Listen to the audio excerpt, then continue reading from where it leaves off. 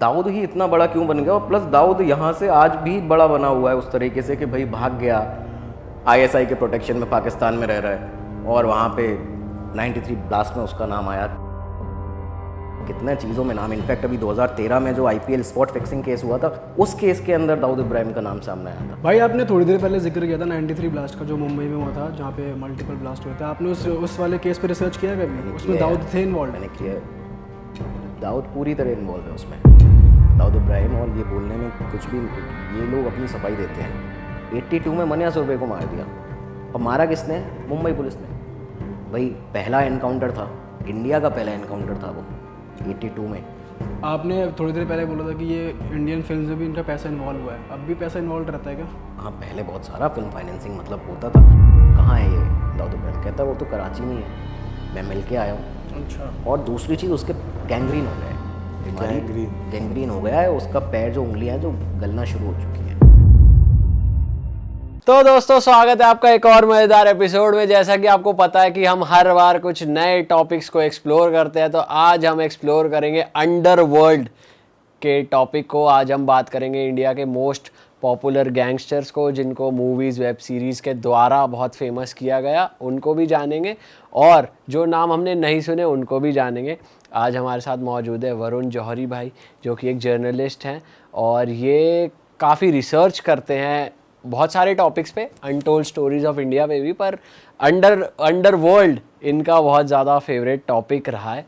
तो इन्होंने डिटेल में काफ़ी कुछ रिसर्च करी है, काफ़ी चीज़ें पढ़ी हैं, काफ़ी चीज़ें देखी हैं, जिसके बाद काफ़ी वीडियोस भी बनाई हैं अपने चैनल पे, जिसके बाद हमें लगा कि हमारे पॉडकास्ट पे भी इस टॉपिक पे डिस्कशन होना चाहिए। तो वरुण भाई, स्वागत है आपका। Thank you. स्वागत है भाई। बड़ी खतरनाक बातें होती हैं आपके पास, क्योंकि आप पूरी रियल साइड बताते हो कि बॉलीवुड तो एकदम ग्लोरीफाई करता है ऐसी चीज़ों को, बट आप पूरी तह तक जाते हो कि क्या एक्चुअली में हुआ था, क्या होता है। तो स्टार्ट करते हैं सबसे बड़े नाम से, जो कि इंडिया का दाऊद जिसे कहते हैं। बिल्कुल, है ना? दाऊद से शुरुआत करते हैं। पर आपने बड़ी सही बात कही कि बॉलीवुड ने इसको ग्लोरीफाई बहुत ज़्यादा किया है, और मैं पर्सनली ये मानता हूँ। अभी आप अगर एक थ्योरी की तरह देखें, देखिए आज के टाइम पे मूवीज़ वगैरह आ रही है, मिर्ज़ापुर आई। अब मिर्ज़ापुर जब आती है सीरीज़, तो हम क्या देखते हैं कि यार एक जगह है उत्तर प्रदेश में मिर्ज़ापुर, क्या यहाँ पे कोई है ऐसा कालीन भैया? एक आता है ना एक थॉट आता है भाई दिमाग में, एक इमेजिनेशन कैरेक्टर है, फिक्शनल कैरेक्टर है कि फिक्शनल है कि नॉन फिक्शनल है, भाई क्या है? तो वो जो चीज़ होती है ना, वो सेम टू सेम स्टार्ट हो गई आपके 70s और 80s में भी मुंबई के अंदर। दीवार, अग्निपथ, जंजीर, ये सारी मूवीज़ आई। Angry young man, Amitabh Bachchan का कैरेक्टर बन गया, सलीम जावेद साहब ने इतना सारा लिख दिया, ठीक है। और इसमें हर बार आप देखते हो कि किसी ना किसी मूवी में ना एक स्मगलिंग को दिखाना, डॉन का एक अलग कैरेक्टर दिखाना, कोई पठान गैंग का आदमी दिखाना, कभी कभी नाम मैच कर देते थे। तो ये सारी चीज़ें ना भाई अब तो जेनजी का आ गया है कि अल्फा मेल जो लड़कियों को मतलब स्ट्रिक्टली रख रहा है, मार रहा है, अपनी चला रहा है, वो मतलब यही चीज़ अलग ही टैग दिया जा रहा है इन चीज़ों को। तो मुझे तो लगता है बॉलीवुड ने बहुत इन्फ्लुएंस किया है, और वहाँ से जो सेंसेशनलाइज किया है इसको अंडरवर्ल्ड को, वो बॉलीवुड से ही हुआ। इनफैक्ट अभी भी आप देखो बॉलीवुड से काफ़ी सारी चीज़ें निकल जाती हैं, फिर कंट्रोवर्सी हो जाती है। हाल ही में IC 814 नेटफ्लिक्स की सीरीज़ आई, उसमें भी नाम का, खैर वो अलग टॉपिक है, काफ़ी ज़्यादा बॉलीवुड से अभी चीज़ें ये सब चलती हैं। अंडरवर्ल्ड की बात करें तो दाऊद इब्राहिम को एग्जैक्टली अगर देखा जाए तो कि बहुत ही, एक तो बहुत फैला हुआ सब्जेक्ट है अंडरवर्ल्ड। मतलब लोग आजकल, मैं देखता हूँ कि काफ़ी सारे लोग पॉडकास्ट पे, वीडियोस में कर देते हैं चीज़ें, लेकिन जेन्युइनली जो लोग काम कर रहे हैं और जिनको मैं जानता हूँ, जिनको मैंने देखा है, बहुत सीनियर जर्नलिस्ट हैं मुंबई के। 2-3 ऐसे लोग हैं, परमार साहब हैं, जैदी साहब हैं, और बाकी और भी कई ऐसे बड़े लोग हैं, शम्स ताहिर खान साहब हैं। ये लोग बहुत डीपली उस समय से ही काम कर रहे हैं, और इनको हम लोग क्या करते हैं, मैं अपना पर्सनली बताऊँ, मैं पढ़ता हूँ, रिसर्च करता हूँ। भाई मेरा 3 काम है कि मैं रिसर्च करता हूँ, पढ़ता हूँ, फिर उसको लिखता हूँ एक कहानी के फॉर्मेट में, जिससे कि सामने वाले को, सुनने वाले को अच्छा लगे, उसको सुना देता हूँ, नरेट कर देता हूँ। इतना मेरा काम है।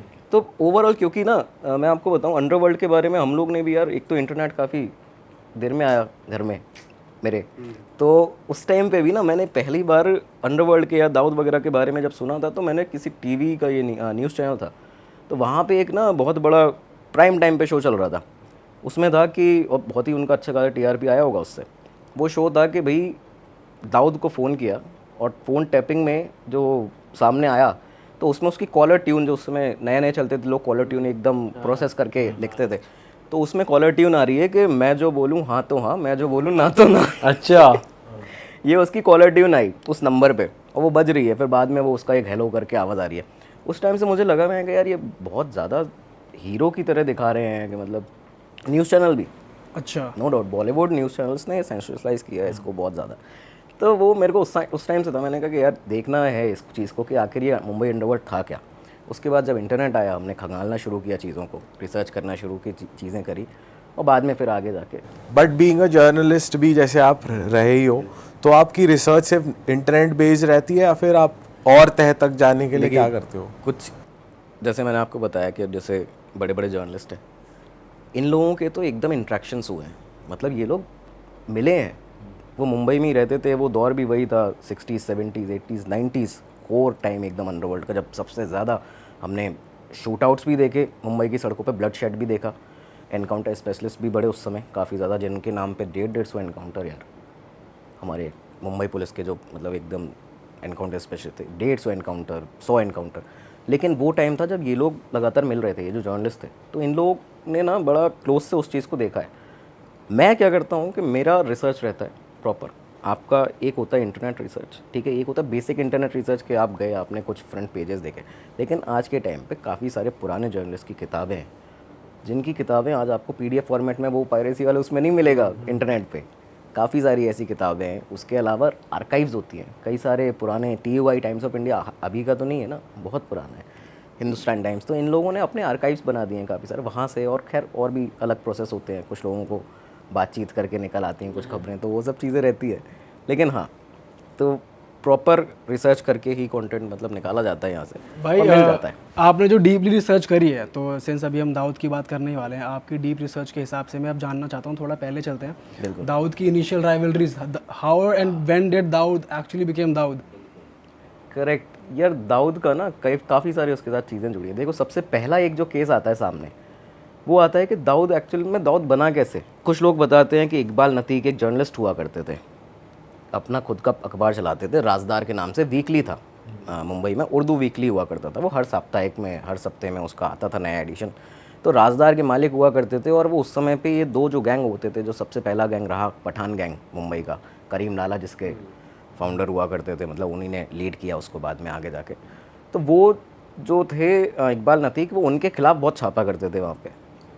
दाऊद वाला ये जो गैंग था, जो बाद में कोंकणी गैंग और बाकी बाद में आगे जाके डी कंपनी बनी है, ये तो बहुत बाद में 90s में, लेकिन उस टाइम पे वो दाऊद का, क्योंकि दोनों के दोनों सेम एरिया से थे, इकबाल नतीक और दाऊद इब्राहिम रत्नागिरी से आते थे, इनके एंसेस्ट्रल जो आपके होम थे वो रत्नागिरी में थे, तो वहाँ से आते थे। और ये दाऊद उनकी तारीफ बहुत करता था कि भाई बंदे में दम है, अकेला दुबला पतला लड़का, पठान गैंग के लिए वो अच्छे खासे बड़े बड़े गैंगस्टर्स उनके खिलाफ लिख देता है, नाम सहित लिखते थे।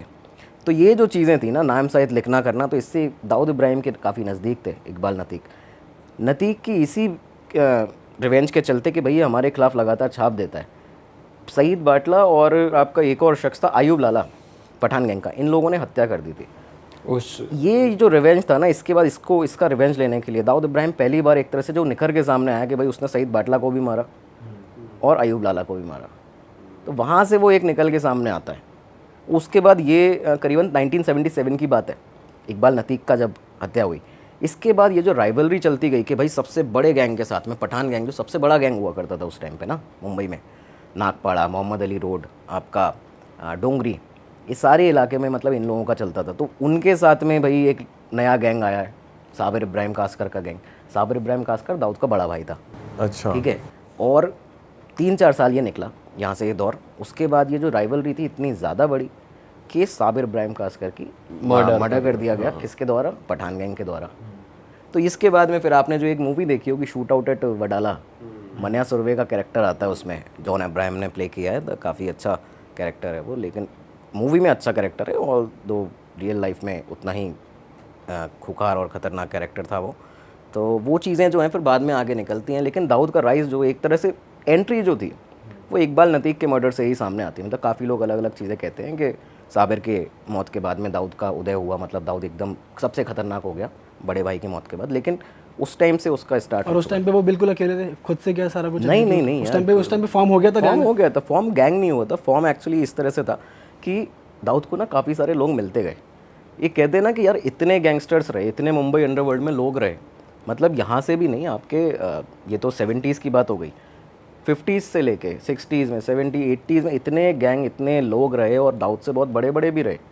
वाशु दादा करके एक पहलवान हुआ करते थे, दाऊद का खुद का जो गुरु था खालिद पहलवान, वो हुआ करते थे। तो ये सब हाजी मस्तान, करीम लाला रहे, लेकिन दाऊद ही इतना बड़ा क्यों बन गया? और प्लस दाऊद यहाँ से आज भी बड़ा बना हुआ है उस तरीके से कि भाई भाग गया, आईएसआई के प्रोटेक्शन में पाकिस्तान में रह रहा है, और वहाँ पे 93 ब्लास्ट में उसका नाम आया, कितने चीज़ों में नाम। इनफैक्ट अभी 2013 में जो आईपीएल स्पॉट फिक्सिंग केस हुआ था, एश रिसंत उसमें उनको आरोप लगे थे उन पर स्पॉट फिक्सिंग के, उस केस के अंदर दाऊद इब्राहिम का नाम सामने आया था कि मतलब ये तो पूरा पाकिस्तान कराची अंडरवर्ल्ड जो अब चल रहा है नया, पहले मुंबई अंडरवर्ल्ड था, अभी वो कराची अंडरवर्ल्ड वहाँ पे चला रहे हैं, वो चीज़ें चल रही हैं, तो उसमें नाम सामने आया। दाऊद का हर जगह नाम जो ऐड होता गया, मुझे लगता है पर्सनली, ये मुझे लगता है कि दाऊद को ना सही टाइम पे ऐसे लोग मिलते गए जो उसको बढ़ाते गए आगे।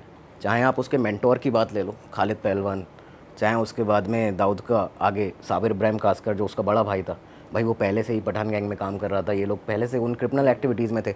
उसके फादर पुलिस वाले थे, ठीक है, पुलिस से रिटायर हो चुके थे उस टाइम पे, तो 77 के अराउंड रिटायर हो चुके थे। तो काफ़ी बार उसने ये भी किया कि भाई मैं पुलिस वाले का लड़का हूँ। मुझे याद आता है एक किस्सा था कि मतलब रणबीर लिखा नाम के एक स्टेशन इंचार्ज हुआ करते डोंगरी पुलिस स्टेशन के 1976-77 में। तो उन्होंने ना वो बड़े परेशान थे, तो ये इकबाल नतीक जिनका बारे में अभी हमने बात की, तो ये गए उनके दफ्तर में कि साहब आप परेशान इतना काय को कैसे बैठे हो, क्या हो गया है? तो उन्होंने कहा यार ये पठानों ने दिमाग ख़राब कर रखा है, इतना ज़्यादा मुंबई अंडरवर्ल्ड बढ़ता जा रहा है और ये क्या ही कर रहे हैं, इसमें किसी को भी मारते थे उस टाइम पे, पठान गैंग ऐसा हो गया था। तो इकबाल नतीक, मैंने बताया कि दोस्त हुआ करते थे दाऊद इब्राहिम के, वो भी इनको मानता था, ये भी मानते थे। तो इकबाल नतीक ने कहा कि सर आपने शोले देखी है? कहते हैं लोहा लोहे को काटता है। वो वाला जो डायलॉग था उसका, ठाकुर बलदेव सिंह वाला, तो वो कहता है पुलिस ऑफिसर को कि जय और वीरू को बुला लो, ये तो डाकुओं को वही निपटाएंगे। अलग अलग किस्से हैं कि वो बताते हैं कि शोले से दाऊद इब्राहिम का जन्म हुआ, कोई कहता है इकबाल नतीक को मारा पठान गैंग ने तो दाऊद इब्राहिम बना। तो वो खैर वहाँ से वो चीज़ आती है कि उन्होंने पहली बार जब रणबीर लेखा ने देखा दाऊद इब्राहिम को, तो ये जे हॉस्पिटल वाले रोड पे ना सड़क पे किसी को, एक मतलब दुबला पतला था उस समय और 20 साल की उम्र थी, लेकिन एक अच्छे खासे पठान लड़के को, वेल बिल्ट, उसको बुरी तरह मारा, मतलब उसके सिर से खून, मुंह से खून। उन्होंने जब देखा, रणबीर लिखा ने, वो अपनी पेट्रोलिंग पे थे, उन्होंने देखा करा कि भाई कौन है, नाम पूछा, कहता दाऊद इब्राहिम कासकर और मैं पुलिस वाले का लड़का हूँ। तो वो पुलिस वाले का नाम यूज़ करना, हर बार अपने पिता का वो चीज़ें करना, ये चीज़ें उसने आगे भी कई बार की है। तो मुझे लगता है हर जगह ना उसको कहीं ना कहीं लोग मिलते गए। वैसे अगर हाजी मस्तान की बात करें तो इसका और उसका जैसे एक मूवी भी आई है जी, हाजी मस्तान के ऊपर तो सुल्तान मिर्जा, जिसका कैरेक्टर अजय देवगन ने प्ले किया है, सीरीज में भी दिखाया है, once upon a time in Mumbai, और अभी एक बम्बई मेरी जान आई है, करेक्ट तो है। बेसिकली उसमें दिखाया है कि दाऊद काफी सारी चीजें सीखता है उनसे, या उनके अंडर काम करके मतलब फिर जब वो उनसे दिल्ली चले जाते हैं तो वो यहाँ कंट्रोल देकर जाते हैं। तो यार वो पता है क्या है कि मूवी में पहला जो मूवी का आपने जिक्र किया ना, एक तो once upon a time in Mumbai, उसमें काफ़ी चीज़ें मतलब ना गलत दिखाई, मेरे को तो बोलने में कुछ नहीं जाता ऐसा, काफ़ी चीज़ें फिक्शनल था, मतलब वो वैसा था कि भाई डाल दिया हम लोग ने ऐसा करके। इंस्पायर्ड होती हैं काफ़ी सारी अच्छी बड़ी बड़ी नॉवेल से और बड़े जर्नलिस्ट हैं जिन्होंने वो नॉवल लिखी हैं, लेकिन काफ़ी कुछ उसमें डाला, ड्रामा ये लोग डाल देते हैं उसमें ना, तो वो चीज़। लेकिन दाऊद के बारे में ये बताया जाता है कि ये सबसे पहले वाशु दादा के गैंग में था। वाशु दादा भी मतलब वो अहमद खान पठान थे शायद उनका असली नाम जो था, तो उनके गैंग में हुआ करता था। वहाँ पे जाके इसका जो मेंटोर बाद में बने, भोपाल के थे, मध्य प्रदेश के, पहलवान, खालिद पहलवान नाम से था, खालिद खान पाशा, तो वो जो थे वहाँ पे जाके इसके मेंटोर बने, ये उनसे मिलता था। उनकी भी अलग कहानी है, सबकी गैंगस्टर्स की अलग अलग कहानियाँ उनकी होती हैं। वो पुलिस वाला बनना चाहते थे, दिल्ली आए हुए थे खालिद खान पहलवान। दिल्ली में भारत कुमार करके एक टाइटल होता था चैम्पियनशिप का, बॉडी बिल्डिंग का, उसमें उन्होंने मुंबई के एक बहुत बड़े वरुण माने करके एक वो होता था पहलवान, उसको हरा दिया था। और वरुण माने जो था वो उस समय वाशु दादा, जिसका स्मगलिंग का भी काम था मुंबई में, सारा काम था, उसका बंदा था। बंदा बोले तो कि मतलब वो है कि नोन है, उसके ऊपर उन्होंने अपना वो लगाया हुआ है कि भाई ये जीतेगा, ये तो हमारा महाराष्ट्रियन कॉलेज का लड़का है और तगड़ा बाहुबली टाइप का लड़का है। तो इसको इन्होंने भोपाल से गए दिल्ली में, इधर भरत कुमार के इसमें चैम्पियनशिप में हरा दिया। तो इन्होंने ऑफ़र दिया था वाशु दादा ने उधर से, और ये 70s की बात होगी, स्टार्टिंग 70, 71, 72, कि भाई तुम मुंबई आओ, और मेरे गैंग में आ जाओ, मैं ऐसे ऐसा काम करता हूँ। एग्जैक्ट बता देते थे कि ये काम होते हैं भाई हमारे, तुम आ जाओ, तुम्हारी अच्छी जगह इधर है। उनके फादर चाहते थे कि ये हमेशा पहलवान बने, मदर चाहती थी पुलिस में जाए, शरीर भी शानदार था।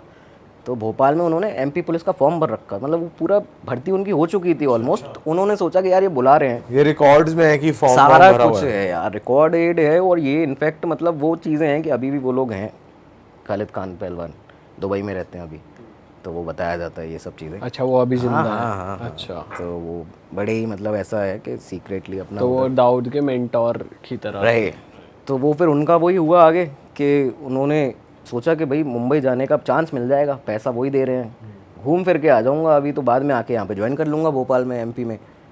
वो कभी वापस आना होता नहीं है। फिर माइंड वो कन्वर्ट हुआ कि वहाँ पे उन्होंने देखा वासु दादा के पास कि भाई पुलिस वाले कैसे इनको एकदम वो ले रहे हैं कि सर सलाम वाला। तो वो जो बनना चाह रहे थे वो तो उल्टा यहाँ पे माइंड डाइवर्ट हो जाता है आदमी का। तो खैर दाऊद के वो मेंटोर रहे यहाँ पे। तो उन्होंने उसके बाद मैं माफ़ करना, आपका सवाल भूल गया मैं। यही कि बेसिकली सुल्तान मिर्जा जिसे हम, उनका क्या कनेक्शन है? सुल्तान मिर्ज़ा, हाजी मस्तान ना, हाजी मस्तान का, मस्तान मिर्ज़ा उसका असली नाम था, ठीक है, तमिलनाडु से आते थे। और यहाँ पे जब आए तो उनके साथ में दाऊद का कभी भी ये नहीं रहा कि वो डायरेक्टली उनके लिए काम करता था। स्टार्टिंग से ही दाऊद इब्राहिम वासु दादा के लिए, वासु दादा पठान गैंग के साथ भी काम कर रहे थे, ठीक है। करीम लाला, बेसिकली ये जितना भी था ना, ये करीम लाला से ही शुरू हुआ। दाऊद इब्राहिम कभी भी हाजी मस्तान के साथ डायरेक्टली ऐसे काम नहीं करते थे। इनफैक्ट जो एक अकेला किस्सा बताते हैं, आप लोगों ने सुना होगा कि दाऊद इब्राहिम को रोड पे मारा है, मतलब बहुत ही बुरी तरह मारा था करीम लाला ने। तो वो उन्होंने इसलिए मारा था कि कंसाइनमेंट का कुछ दिक्कत हो गया था, कुछ गोल्ड का कंसाइनमेंट था और उसमें उसने हेरा फेरी करी, तो उन्होंने बड़ा मारा। फिर वो बाद में जाके दुश्मनी आगे जाके जो बनी है, तो लंबी दुश्मनी चली थी वो। तो ये चीज़ें, लेकिन उसने हाजी के साथ कभी ऐसे डायरेक्टली काम नहीं किया हाजी मस्तान के साथ, जो मूवीज़ में दिखाया गया है कि वो उनके साथ में काम करते थे और ऐसा कुछ था, वो चीज़ें नहीं है। भाई आपने थोड़ी देर पहले जिक्र किया था 93 ब्लास्ट का, जो मुंबई में हुआ था, जहाँ पे मल्टीपल ब्लास्ट हुए थे। आपने उस वाले केस पे रिसर्च किया कभी? उसमें दाऊद थे इन्वॉल्व? मैंने किया, दाऊद पूरी तरह इन्वॉल्व है उसमें, दाऊद इब्राहिम। और ये बोलने में कुछ भी, ये लोग अपनी सफाई देते हैं। वो जब भी देखिए आप इंटरव्यूज़ में कि मतलब हमने कभी इन्वॉल्व नहीं थे उसमें, हम आना चाहते थे 93 में भारत, लेकिन हमें आने नहीं दिया गया, लेकिन ये पूरी तरह से इन्वॉल्व थे उसमें। उसकी भी दो अलग अलग थ्योरीज बताई जाती हैं। एक बताया जाता है कि बाबरी मस्जिद डेमोलिशन हुआ, उसके बाद में मुंबई में देश भर में दंगे हो ही रहे थे, तो उसके बाद मुंबई में भी ये सब शुरू हुआ। तो उसमें एक टाइगर मेमन हुआ करता था, टाइगर मेमन की दुकान वगैरह उसका बिज़नेस था, और याकूब मेमन उसका भाई था, अकाउंटेंट था।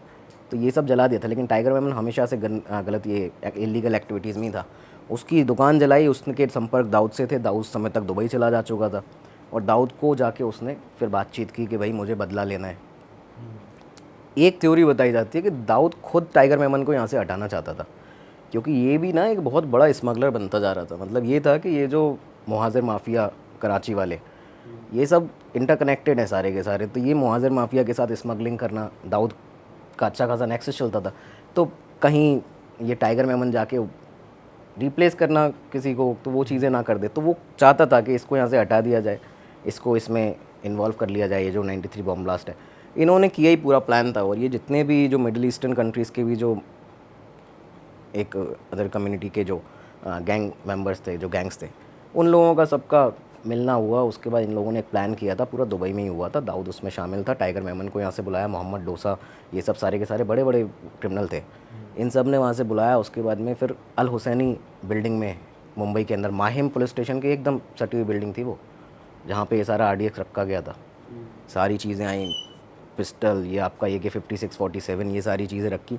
ये सब करके इन्होंने, वो पूरा इन्वॉल्वमेंट था उसका यार, एक एक चीज़ आती है सामने। दूसरी थ्योरी एक और चलती है कि इसका एक कंसाइनमेंट था दाऊद का, तो कराची माफिया ने इसका कंसाइनमेंट वहाँ पे वो पाकिस्तान से सी रूट पे शायद कुछ जब्त कर लिया था।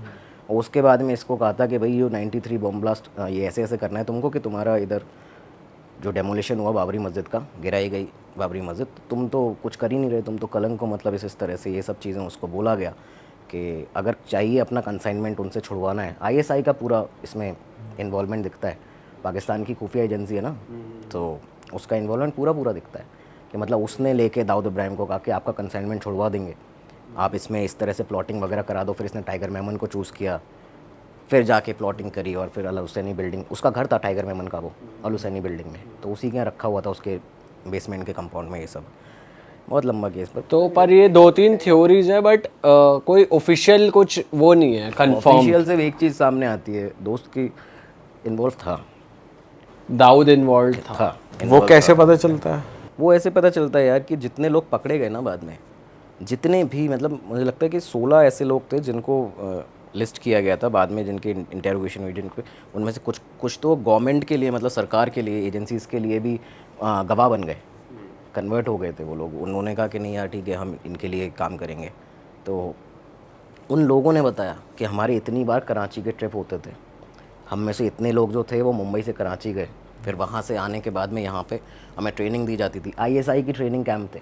अच्छा। वो सारी चीज़ें उन्होंने बताई कि हाँ इस तरह से था, और ये सब पूरा दाऊद इब्राहिम का काम था। वहाँ से इन लोगों ने बुलाया हमें, अनीस इब्राहिम इन्वॉल्व था, सारे इन्वॉल्व थे। उन लोगों के स्टेटमेंट आते हैं सामने, मतलब अपन लोग तो वो चीज़ें बोलते हैं देखो जो रजिस्टर्ड है, ऑफिशियल डॉक्यूमेंट में, FIR में निकला है या किसी कोर्ट जजमेंट में निकला हुआ है, तो वो सारी चीज़ें उनमें निकलते हैं इन सभी के नाम सामने इसमें 93 ब्लास्ट। वैसे ये इंडिया में पहले दाऊद का पूरा ऑपरेट हो रहा था मुंबई से, जहाँ से भी होता था, तो ये दुबई जाना कब प्लान हुआ, ये थोड़ा बताओ। ये कब दुबई कब आया पिक्चर में? ये ऐसे आया था पिक्चर में कि मैंने आपको बताया इकबाल नतीक का जो जर्नलिस्ट थे, उनका मर्डर किया पठान गैंग ने, वो दाऊद के क्लोज थे।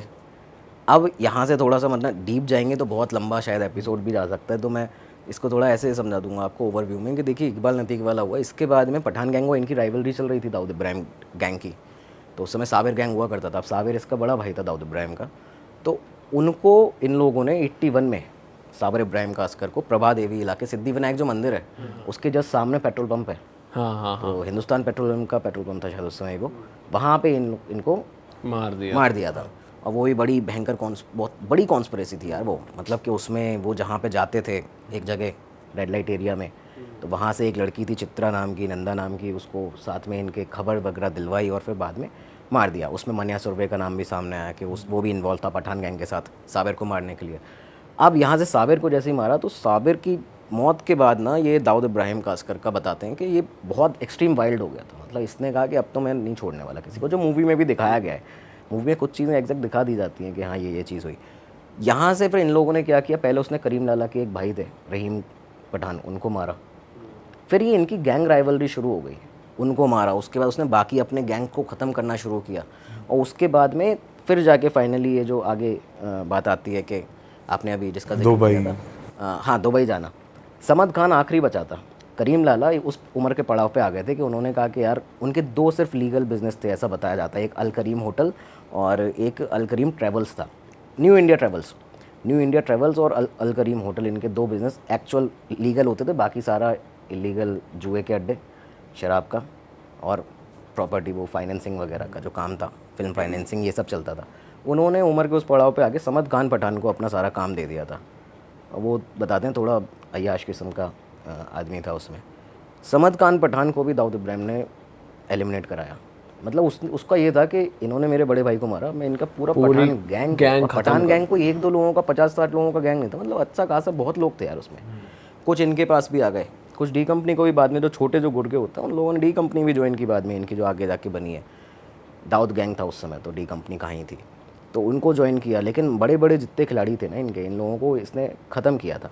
और उसके बाद में जाके ये आपका जो दुबई जाने का हुआ, तो ये समद खान की मौत के बाद में 86 की शायद ये बात है, 86 की बात है, तब मुंबई पुलिस पहली बार मतलब प्रॉपरली जो दाऊद के पीछे लगी थी वो उस टाइम लगी थी, जब इसको लगा, एक्चुअल में लगा कि भाई अब तो मेरा ही नंबर बचा है, मतलब अब तो कौन ही बचा है, सबको मैंने ख़त्म कर दिया। उस टाइम पे एक्चुअल में सबको ख़त्म कर चुका था यार, मतलब माया डोलस, एक शूट आउट एट लोखंड वाला मूवी बनी है विवेक ओबरॉय, हाँ, तो विवेक ओबरॉय ने उसमें माया डोलस का कैरेक्टर किया है और तुषार कपूर ने ना दिलीप बुआ का किया है।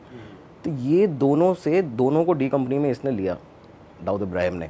और प्लस उस टाइम पे क्या किया गया था कि जो राइवल जो दोनों गैंग थे, अशोक जोशी गैंग, अरुण गवली गैंग और एक रमा नायक का गैंग होता था। तो दिलीप बुआ से तो रमा नायक का बॉडीगार्ड होता था दिलीप बुआ, उसी से बॉडीगार्ड से ही उसको मरवा दिया था। और वही बताया गया था कि भाई तुमको डी कंपनी में जगह देंगे और पैसा देंगे। बाद में आगे जाके मुंबई पुलिस ने भारत का मतलब पहला डे लाइट एनकाउंटर था, शूट आउट एट लोखंड वाला जो था, मतलब बहुत ही ऐसा शूट आउट था वो कि 400 465 राउंड फायर हुए थे। हाँ 3.5 घंटे में 465 राउंड फायर, 125 पुलिस वाले, और इन 5 लोगों को मारने के लिए। 5 लोगों का गैंग होता था इधर स्वाति बिल्डिंग में, लोखंड वाला कॉम्प्लेक्स में, तो इनको मारने के लिए पहुंचे थे। लेकिन उसमें भी ना, उसमें खैर वो बहुत लंबा हो जाएगा। कोई ऐसी चीज है जो मूवी में नहीं दिखी या मूवी में यार ये नहीं देखा, मैं बताता हूँ आपको। मूवी में, हाँ ये बड़ा सही पूछा आपने, मूवी में ना एक चीज़ नहीं दिखी। 5 लोगों को मारने पहुंचे थे, बॉडीज रिकवर हुई थी 7। अच्छा। हाँ, एक बॉडी थी वार्डन की, यरवाड़ा जेल के, पुणे में यरवाड़ा जेल का वार्डन था। वो क्या करता था, वो यहाँ पे आया क्यों था कि इन लोगों के पास में, उसी दिन आया था, और वो इन लोगों के पास में आया कि भाई इनके जो गुर्गेर वहाँ पे जेल में बंद है, उनको क्या क्या चीज़ें पहुँचानी है, किसकी क्या खबर देनी है, वहाँ से क्या खबर आई हुई है। एक इनको ये बताने आया था, कम्युनिकेशन। और दूसरा एक बंदा था अनिल खूबचंदानी नाम का, वो था रियल इस्टेट, क्योंकि ये माया डोलस गैंग जो था वो पूरा रियल इस्टेट, जितने ओनर्स थे बड़े बड़े हफ्ता वसूली, कौन कहाँ नई बिल्डिंग बना रहा है, क्या बना रहा है, तो इसकी खबर देने के लिए वो दूसरा बंदा आया था। वो पूरा रियल इस्टेट की खबर देता था मार्केट की, कि भाई उसने ना इतने फ्लैट बना दिए, आपको नहीं बताया, उसने इतना कमाया है, आपको नहीं बताया। वो इसलिए आए थे। वो 2 सिविलियन थे, एक तरह से सिविलियन बोला ही जा सकता, वैसे ही बोला जा सकता है उनको। गैंगस्टर्स प्रॉपरली नहीं थे, चार्जेस उन पे ऐसे कुछ नहीं थे, लेकिन ये वो दोनों भी ग्राउंड फ्लोर पे उनको एनकाउंटर में मारा था। ये मूवी में नहीं मूवी में है नहीं, मूवी में कहाँ है यार, मूवी में वो दिखाया है। मूवी में क्या दिखाया है कि एक इन्होंने किसी को, एक बिजनेसमैन है, उनको कर रहे थे, एक्सटॉर्शन कर रहे थे, उनके लड़के को उठा के ले आए, और कोई लड़का वड़का नहीं था यार, वो तो ये दोनों लोग थे। सही बात है। और तो ये लोग भी डी कंपनी में थे, दाऊद के लिए काम करते थे ये दोनों। हाँ, डी कंपनी में। माया डोलस का तो आना ही ऐसे हुआ था ना, माया डोलस पहले काम कर रहा था आपका, मेरा मानना है अरुण गवली गैंग के साथ में, गवली गैंग के साथ काम करता था उस समय पे। और गवली गैंग का उस समय एक राइवल गैंग था, अमर नायक गैंग। नायक गैंग को इसने बुरी तरह परेशान करके रखा था, मतलब ये था खुकार था। मतलब इसके बारे में कहते हैं माया डोलस के, एक्सट्रीम फ्लैम्बॉयंट, मतलब उसको वो नहीं होता आजकल जो आपने देखा होगा काफ़ी, अब तो सोशल मीडिया पे हवाई फायरिंग कर दी, कहीं कुछ कर दिया, किसी को उठा के कहीं ले गए, मारा पीटी कर दी, इस तरह का आदमी था। बहुत गालीबाज, मतलब गंदा ज़ुबान का आदमी था माया डोलस। तो वो सब चीज़ें वो करता था। लेकिन अरुण गवली गैंग में पहले काम करता था, लेकिन जब अरुण गवली और अमर नायक का दोनों का हो गया, सुलह हो गई, तो अमर नायक को इतना परेशान कर चुका था, उसने कहा अरुण गवली से कि भाई ये तुम्हारा जो बंदा है ये बस मुझे दे दो। मतलब दे दो का मतलब कि मेरे हवाले कर दो, मतलब मैं मार दूंगा इसको। इसने बहुत परेशान किया है। जब इसको खबर लगी तब जाके डी कंपनी भागा है, क्योंकि पहले से नाम उसका अच्छा खासा था, लोग जानते थे उसको इसमें, पूरे क्राइम जगत में। वो डी कंपनी ने ले लिया। और दूसरा बंदा वो जो दिलीप बुआ, तो उसने तो खैर डी कंपनी ने ऑफर ही दिया था, मैंने आपको बताया कि उसने अपने बॉस को रमा नायक जो थे उनको मारा। डी कंपनी जो तुषार कपूर ने प्ले किया। हाँ हाँ हाँ, इनफैक्ट वो जो रोल है हीरो यहाँ पे विवेक ओबरॉय को बना दिया इसमें, माया डोलस को बड़ा कैरेक्टर दिखाया है मूवी के अंदर। एक्चुअल में बताते हैं कि दिलीप बुआ ऐसा था कि छोटा राजन उसको मतलब बहुत ज़्यादा मानता था, मतलब उसके जैसा शार्प शूटर अभी तक डी कंपनी में नहीं हुआ, ऐसा बताया जाता है, ये कहा जाता है। इनफैक्ट अफाक जो इसाक बागवन थे, ये जो आपके शूट आउट लोखंड वाला जिन्होंने किया था, जो पूरा लीड कर रहे थे, पुलिस ऑफिसर, हाँ पुलिस ऑफिसर जो थे, तो उन्होंने, उनका स्टेटमेंट है ये। उस समय पे एक डॉक्यूमेंट्री काइंड ऑफ शूट हुआ था इस पर, डॉक्यूमेंट्री तो नहीं कहेंगे उसको, एक न्यूज़ चैनल था, उसने यूट्यूब के उस शुरुआती दौर में एकदम इसको निकाला था। तो वो उसमें कहते हुए नज़र आ रहे हैं कि भाई जब हम ये शूट आउट कर रहे थे तो उस समय दुबई से लगातार फ़ोन आ रहे थे। फ़ोन तो सारे के सारे कंट्रोल में थे इनके पुलिस वालों के, तो वहाँ से छोटा राजन का फ़ोन था, वो लगातार कह रहा था कि इसको बचा लेना दिलीप बुआ को, इसको तो कुछ नहीं हुआ, बुआ को बचा लो, बाकी चले जाए, ये नहीं जाना चाहिए। तो वो चीज़ थी। तो वो इतना खतरनाक गैंगस्टर था। मतलब उसका तो एक किस्सा आता है कि घाटकोपर में बस स्टॉप पे उसने, मतलब वो साइको काइंड ऑफ उसको कह सकते हो आप, साइको, क्योंकि वो 2 लड़कियां खड़ी होकर हंस रही थी उस पर, उसने पॉइंट ब्लैंक रेंज से शूट कर दिया उन दोनों को। उसको लगा कि मतलब वो आपस में हंस रही थी, उसको लगा ये मुझ पे हंस रही हैं, और शूट मार दिया। इस तरह के लोग हुआ करते थे। इनको बड़ा हीरोइक पर्सनालिटी में दिखा दिया जाता है ना मूवीज़ में, वो बड़ा गलत है। मन्या सुरभि को आपने दिखाया मूवी के अंदर, ठीक है, लेकिन मन्या सुरभि के बारे में एग्जैक्ट वो चीज़ बताई। नो डाउट वो जो शख्स था बीएससी केमिस्ट्री 78% से पास आउट था, ठीक है, अम्बेडकर कॉलेज मुंबई। लेकिन उसके जो बड़े भाई थे सुरभि, जिनका क्या नाम था उनका, जो बड़े भाई थे, तो उनके साथ में क्या था कि वो थोड़ी सी एक्टिविटीज़ में इनमें थे। इसके चलते बार बार इसको ना कॉलेज टाइम से ही ले जाया जाता था पुलिस के द्वारा कि भाई बड़े भाई कहाँ हैं तेरे, बता मतलब वो कहाँ पे हैं, मारा पीटा जाता था। तो वो बंदा उस टाइम से ही थोड़ा पुलिस से ना, एक नहीं होता कि गुस्सा है अंदर कि भाई मेरा तो कुछ है भी नहीं इसमें, तुम मेरे को क्यों ले जा रहे हो, तो वो चीज़ थी। लेकिन इसके बड़े भाई ने एक व्यापारी की ना 50,000 रुपये करीबन किसी चीज़ के लिए हत्या कर दी थी मार मार के, और उस मौका वारदात के ऊपर ये मौजूद था उधर। इसने मारा नहीं था, जो चीज़ बताई जाती है कि मारा नहीं उसने मन्या सुरवे ने कभी भी, मनोहर अर्जुन सुरवे नाम था उसका, तो उसने कभी मारा नहीं। और भार्गव सुरवे हाँ बड़े भाई थे, तो उन्होंने लेकिन वो जो उस व्यापारी को मारा था तो सारे एरिया के व्यापारियों ने फिर वो कर दिया था अनशन एक तरह से कि प्रोटेस्ट के भाई इसको पकड़ो, दोनों को पकड़ो, दोनों वहाँ पे मौजूद थे। तब जाके इसको वहाँ पे वो एक अमोलकर करके पुलिस वाले होते थे, मूवी में भी एक कैरेक्टर दिखाया है, एक पुलिस वाले को बाद में बहुत परेशान करता है उसको जाके, तो ये ले गए उसको, उसके ऊपर धाराएं लगीं, फिर जेल में रहा। लेकिन जेल से फिर वो कुछ और ही बन के बाहर निकला था। मतलब 2 बार तो उसने अटेम्प्ट किए जेल से भागने के, हर बार भूख हड़ताल पे बैठ जाना, तबीयत ख़राब कर लेना, जेल से जैसी पुलिस हॉस्पिटल ले जाएगी, पहले पुणे के यड़वाड़ा जेल के पास में जो वहाँ हॉस्पिटल है, उसके बाद में ससून हॉस्पिटल, तो वहाँ पे ले जाया गया। हर बार ये लोग वहाँ से भागे। पहली बार में भागा, बाद में पुलिस ने कुछ सालों के बाद में मुंबई आ गया था, पकड़ लिया। लेकिन दूसरी बार में फिर इसने जब पकड़ा गया, सेम टू सेम यही प्लान। और जो इसके साथ के लोग थे, एक मूवी में भी जो तुषार कपूर का इसमें भी कैरेक्टर दिखाया गया है, जिसको ये बस पे आके बचाता है। हाँ, वो जो कैरेक्टर बड़ा दिखाया हुआ है, तो वो कुछ शख्स का शायद सेम ही नाम था जो इसमें तुषार कपूर का नाम है, मुस्लिम शख्स था वो, तो उसने भी यहाँ पे यही चीज़ की। वो इसके साथ हमेशा स्टार्टिंग से रहा और इसको छुड़ाने में भी उसी का। लेकिन मन्या सुरवे इतना ड्रेडेड था, इतना ख़तरनाक था, बताते हैं कि वो एक तेज़ाब की बोतल रखना, ठीक है, चाकू रखना, गंडासा जो होता है वो रखना, अपने पिस्टल साथ में रखना, और अपने दोस्तों तक को नहीं छोड़ा उसने। मतलब वो जब जब पैसे मांगता दोस्तों से, किसी से, 2 लोग ऐसे हैं वो अभी भी, क्योंकि हैं तो नाम लेना ऐसा सही नहीं लगता है, तो वो लोग हैं अभी भी, एक जिम, और वो जिम भी वहाँ पे है जहाँ पे उसने ये वारदात की थी, तो उनका जिम है, एक साहब हैं, तो वो इसके दोस्त हुआ करते थे कॉलेज से ही, अम्बेडकर कॉलेज से।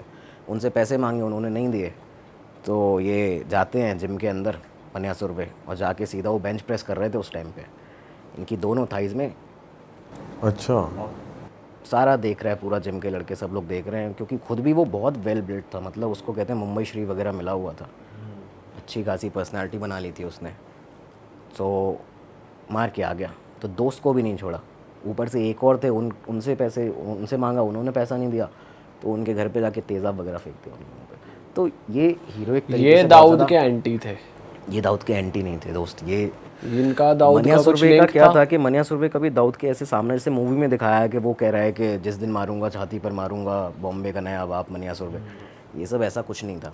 मतलब जो लोग एक्चुअल में जो जर्नलिस्ट हैं वो बताते हैं कि कुछ 2 वर्जन आते हैं इसके, एक और दोनों पे बिलीव कर सकते हैं एक तरह से, क्योंकि कुछ लोग कहते हैं कि भाई साबिर इब्राहिम कासका दाऊद का बड़ा भाई जो था, उसकी जो मौत हुई है, तो उसमें मन्या सुरवे एकदम आदमी ये था, सामने साथ में था, क्योंकि ये क्या करता था, अपने हर क्राइम को जेम्स हेडली चेस की नॉवल होती थी वहाँ से पढ़ के करता था। पढ़ा लिखा तो था ही, देखिए 78% BSc केमिस्ट्री उस टाइम पे, तो पढ़ा लिखा था, तो नॉवेल्स वगैरह बहुत पढ़ता था। और जेम्स हेडली चेस की नॉवल थी, आज भी मिलती है वो नॉवल, तो उन सब चीज़ों को उसमें क्या मर्डर करने का तरीके नहीं, बताए मर्डर करने गए? के तरीके नहीं थे यार उसमें। वो एक नॉवल जो होती है कि एक क्राइम फिक्शनल नॉवल होती है कि भाई उन्होंने काफ़ी सारी कहानियाँ बता दी कि हाँ इसने इसको ऐसे किया, फिर वहाँ ये हुआ, तो वो पढ़ता रहता था। उसका ये था कि वो कई अलग अलग चीज़ें पढ़ता है। लोग कहते हैं कि जेम्स हेडली चेस की नॉवल से ही उसने निकाला ये साबिर इब्राहिम कासकर की जो डेथ का, जो मैंने आपको बताया कि वो रेड लाइट एरिया में गया, एक लड़की थी, वहाँ से उसकी खबर निकाली लड़की की किसी दोस्त को फ्रेंड बना के, फिर वहाँ पे पता चला कि प्रभा देवी इलाके में रात को निकले हैं। ये बम्बई मेरी जान में दिखाया गया है। बम्बई मेरी जान में दिखाया आपने देखी है वो वेब सीरीज? मैंने, हाँ। उसमें जो सुमित व्यास कर रहा है रोल, तो उसमें दिखाया गया है कि वो पढ़ रहा होता है बुक, फिर कैमरा जूम आउट होता है तो लोग आसपास डाइनिंग टेबल पे मरे पड़े होते हैं, फिर उसे मतलब हायर करा जाता है कि तुम इसको हायर किया जाता है, ये चीज़ उसमें से दिखा दी। लेकिन दूसरा वर्जन इसका है, एक और बहुत बड़े जर्नलिस्ट हैं, उनका भी वर्जन एक्चुअल निकल के आता है, क्योंकि वो ये कहते हैं कि उन्होंने उस शख्स से बात की है जो कि उस टाइम उस गाड़ी में था, जो ये लोग पीछे एक गाड़ी ड्राइव कर रहे थे ना, और वो गाड़ी भी ऐसी थी जैसे साबिर की गाड़ी मान लीजिए आगे चल रही है, तो ये जो पीछे एम्बेसडर है वाइट कलर की, इसको इन्होंने ऐसे सजाया था जैसे शादियों की गाड़ियाँ होती हैं, फूल पत्तियाँ लगी हैं और ये सब।